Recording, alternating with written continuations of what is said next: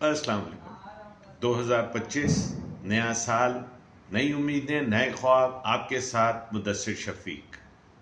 2024 गुजर गया और हमें बेशुमार चीजें सिखा गया।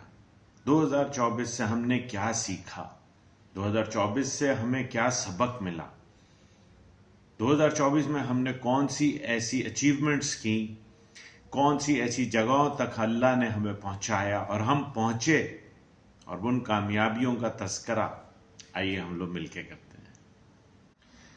मैंने अपना प्रोजेक्ट ऑफर करा for sale, for partnership, for equity 3%, और मैंने वैल्यू लगाई 300 करोड़।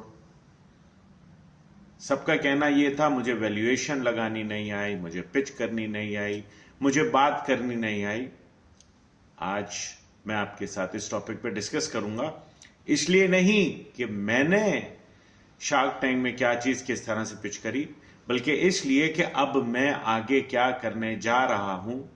और मेरे वो दोस्त जिनके पास मेरी तरह के बहुत से प्रोजेक्ट्स हैं, जिनमें वो कामयाब हो चुके हैं, तो वो अपने प्रोजेक्ट को किस तरह से मार्केट में इंट्रोड्यूस करा के उसके अगेंस्ट फंडिंग ले सकते हैं। फंडिंग लेने के बहुत आसान से तरीके हैं। सूद पे पैसा ले लें, या किसी से पार्टनरशिप कर लें, किसी से उधार पैसे ले लें, और उसके बाद उस पैसे से उनको जो भी फिक्स इनकम देनी है वो देते रहें, और अपना जो आप बिजनेस करें उसका सारा प्रॉफिट आप रख लें। एक तो तरीकेकार ये है। अगर कोई शख्स पार्टनरशिप में जाता है या किसी के साथ ऐसा वेंचर करता है या किसी से ऐसी फंड रेजिंग करता है, किसी से इस तरह से इन्वेस्टमेंट लेता है कि उसे अपनी सारी जितनी भी सीक्रेट्स हैं वो बतानी पड़ती हैं, अपनी बुक्स उसको दिखानी पड़ती हैं, तो वो चाहेगा कि अपने आप को प्रोटेक्ट करे।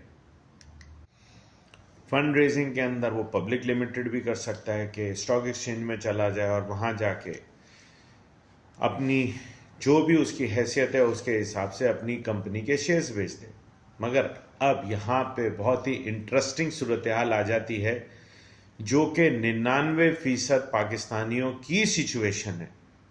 इंटरेस्टिंग सूरत हाल क्या है, इस बात को ज़रा गौर से समझें। हमारे पास, पाकिस्तानियों के पास पैसे नहीं हैं, हमारे पास ख्वाब हैं, हमारे पास टेस्टेड प्रूवन प्रोजेक्ट्स हैं जो कि सक्सेसफुल हैं, हमारे पास बेशुमार टैलेंटेड इंजीनियर्स हैं जिनके पास पैसे नहीं हैं, मगर उनके पास ड्राइंग है, जिस ड्राइंग से उन्होंने एक प्रोटोटाइप तैयार करके अपना प्रोडक्ट रेडी कर लिया है। उनका मानना ये है कि भाई मैं टेक्नोलॉजी बेच रहा हूं, ये मैंने चीज तैयार करी है, तो जो पैसे वाला है मैं उसके साथ हिस्सेदारी करना चाह रहा हूं। मिसाल के तौर से मेरे पास वो एक प्रोजेक्ट रेडी हो गया जिसकी वैल्यू 5 लाख रुपए, उसकी कॉस्ट आती है 2 लाख रुपए, 3 लाख रुपए उसमें प्रॉफिट है। तो जिस शख्स के पास पैसे नहीं थे, उसने पूरा रिस्क लेके वो प्रोडक्ट रेडी किया। अगर वो उसमें फेल हो जाता तो उसकी जिंदगी भर की सारी कमाई जाया हो जाती। लोग इस चीज को समझते नहीं है। जिस शख्स ने वो 2 लाख रुपए की कॉस्ट में एक प्रोडक्ट तैयार करके 5 लाख रुपए में बेच दिया, क्योंकि टेक्नोलॉजी इन्वॉल्व है, उस टेक्नोलॉजी को वो अब टेक्नोलॉजी का प्रॉफिट लेना चाह रहा है। ऐसा शख्स जिसके पास इन्वेस्टमेंट है वो 12%, 13%, 7% पे सूद पे दे रहा है।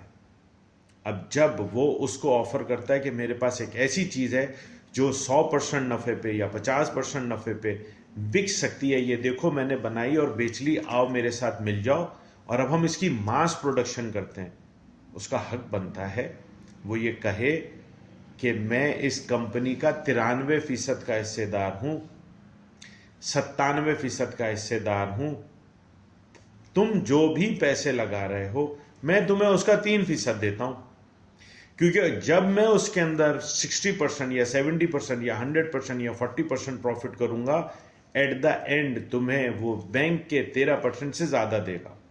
और जब मैं इतना प्रॉफिट करूंगा तो मेरी कंपनी की वैल्यू जब 10 रुपए वाला शेयर 500 रुपए का हो जाएगा, तो वो तुम्हें मल्टीप्लाई में प्रॉफिट देगा। यहां पे निगोशिएशन होती है। यहां पे एक शख्स कहता है तुम पैसे लगाओ, मैं अपनी टेक्नोलॉजी लेके आता हूं, ये मेरी प्रूवन टेक्नोलॉजी है, तुम अपने पैसे लगाओ, मैं अपना प्रूवन प्रोडक्ट देता हूं, तुम्हारे पैसे से मेरी टेक्नोलॉजी में हम प्रॉफिट करते हैं, मैं तुम्हें 3% का हिस्सेदार इसके अंदर ऑफर करता हूं या 5% का हिस्सा ऑफर करता हूं, उस पर आप निगोशिएट कर सकते हैं। मेरे वो तमाम दोस्त जिनके पास ऐसे प्रोजेक्ट्स हैं, वो बहुत ध्यान से इस चीज़ को नज़र में रखते हुए किसी की भी कोई भी ऑफर को एक्सेप्ट करें। ये ज़रूरी नहीं है कि अगर मुझे शार्क टैंक 300 करोड़ ऑफर कर देता और मैं एक्सेप्ट कर लेता। ये कोई पूड़ी छोले की दुकान नहीं है कि आप गए, आपने पूड़ी छोले खरीदे, कितने सस्ते थे महंगे थे, खाए, पसंद नहीं आया, छोड़ दिया और आगे बढ़ गए। ये मेरी 35 साल की मेहनत थी जो मैं 300 करोड़ के एवज ऑफर करने गया था। उन्होंने कहा मैं बैक ऑफ कर रहा हूं, वो बैक ऑफ हो गए। क्या हमने प्रोजेक्ट डिस्कस करा? क्या आप लोगों ने देखा कि हमने प्रोजेक्ट डिस्कस करा? नहीं किया। फर्ज किया वो मुझे 300 करोड़ ऑफर कर देते, तो क्या वो मुझे 300 करोड़ देते? कभी भी नहीं देते। क्या मैं उनसे 300 करोड़ लेता? कभी भी नहीं लेता। होता क्या, प्रोसेस क्या होता? हमने एक वैल्यूज पे एग्री कर लिया, टीवी पे हमने शेक हैंड कर लिया, मगर बैक ऑफ द स्क्रीन क्या होता कि हमारे कॉन्ट्रैक्ट्स बनते। मैंने अपनी जिंदगी में सूद पे पैसा नहीं लिया, तो अगर उनके 300 करोड़ में से सूद की खुशबू आ रही होती तो क्या मैं ले लेता? कभी भी नहीं लेता। मैं ये कंफर्म कर रहा हूं, मैं किसी भी ऐसी ऑफर को एक्सेप्ट नहीं करूंगा जिसमें से सूद की बदबू आएगी, नहीं लूंगा मैं। मुझे ऐसी ग्रोथ नहीं चाहिए। तो जब वो कॉन्ट्रैक्ट बनता तो क्या मैं लेता? नहीं लेता। मैं अगर 3% से ज्यादा उनको इक्विटी ना देता या उनको मेरी बातें समझ में नहीं आती तो क्या वो मुझे 300 करोड़ दे देते क्योंकि टीवी के ऊपर उन्होंने बोला था? कभी भी नहीं देते। आपको बहुत से शार्क टैंक और दूसरे वेंचर्स की जब आप हिस्ट्री उठाएंगे तो आपको पता चलेगा, अगर उन्होंने 100 लोगों को एग्री किया है तो 20 लोगों के साथ उनके कॉन्ट्रैक्ट में जो मेच्योर होते हैं, 80 लोगों के साथ कॉन्ट्रैक्ट मेच्योर नहीं होते।